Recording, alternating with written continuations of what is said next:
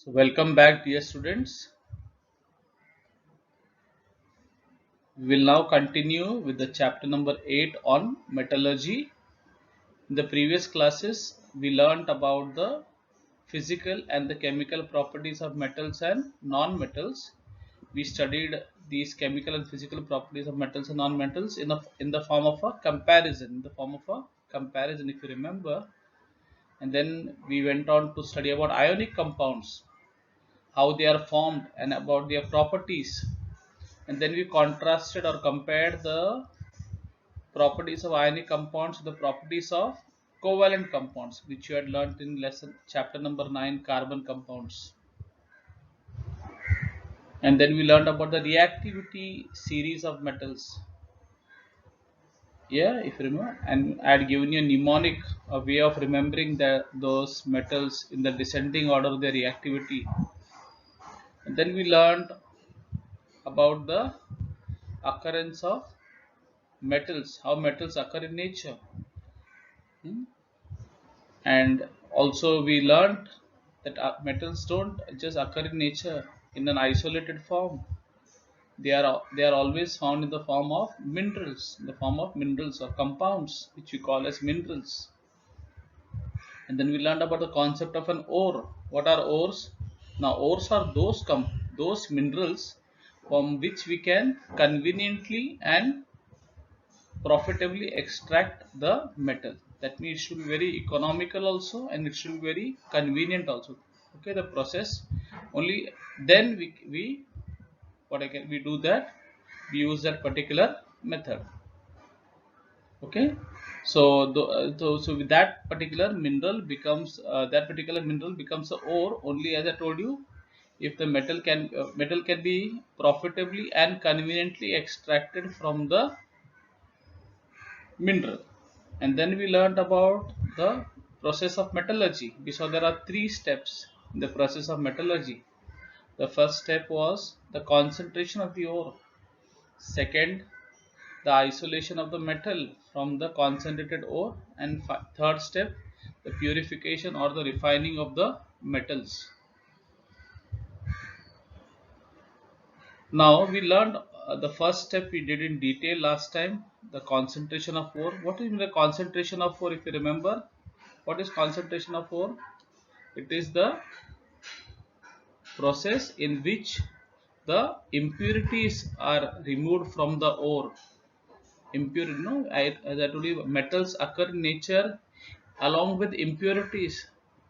They don't occur in some nice gift boxes that you'll just open those dabbas and use the metals. No, they are always found along with impurities or kachra, which we call as gang or matrix. And these impurities have to be removed, and that's why we do the process. The first process is concentration. The first step in the process of metallurgy is the concentration of the ore. What do you do in the concentration of the ore? Again I tell you, we remove the impurities, the gang, GANGUE. We remove the gang or the matrix, MATRIX, and we concentrate the ore. And we saw that there are four methods of concentrating ores or removing the impurities from the ores. What are they? If you remember, the first one, hydraulic washing. Then we learned about froth flotation, learned about magnetic separation, and then we went on to learn about leaching. So four methods. Okay, now we go on to the next step. How the and the second, we learned today about the second and the third step, how the metal is isolated from the or extracted from the concentrated ore. And then we learn how this metal after extraction is further purified or refined. And finally we'll end with the properties, one of the properties of metals called as corrosion.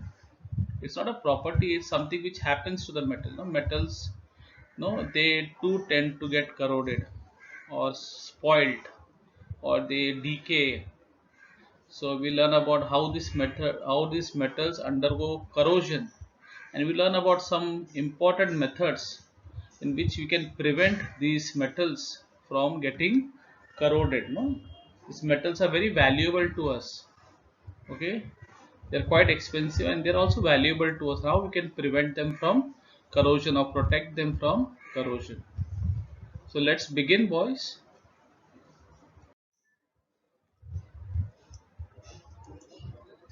So the first step, first we learn about the extraction of metals with high reactivity. Okay. Now the metals at the top of the reactivity series are very reactive or highly reactive. For example, sodium, potassium, calcium, aluminium. So these methods are extracted by electrolytic reduction. So how are they reduced, or how are they reduced? By electrolysis. By electrolysis. An electrolysis method you learned in your 9th standard, if you remember, chapter number 5, acids, bases, and salts. For example, or for instance, sodium, magnesium, and calcium are obtained by electrolysis of their molten chloride salts. Molten means melted. So these chloride salts are heated to their melting points and melted. They become molten. Okay, and then they electrolyze this particular these salts to extract the metal. Now what happens is, what do they do? They, as I told you, they take this molten chloride salts and they put it in an electrolytic vessel and they pass the electric current through it, or they electrolyze it. And during this process of electrolysis, what happens? The metal is deposited at the cathode. Why cathode? Because metals are positive, electropositive. No, they are positively charged ions. So they move to the negatively charged cathode, and the chlorine gas, okay, the chlorine gas, which is a negatively charged, is liberated or is deposited at the anode. Why anode? Because anode is a positively charged electrodes. Okay, we all know opposites attract each other. So the metal which is positive goes to the cathode, which is negative, and the chlorine gas which is negatively charged goes to the anode, which is a positively charged electrode. Let's see one example of this.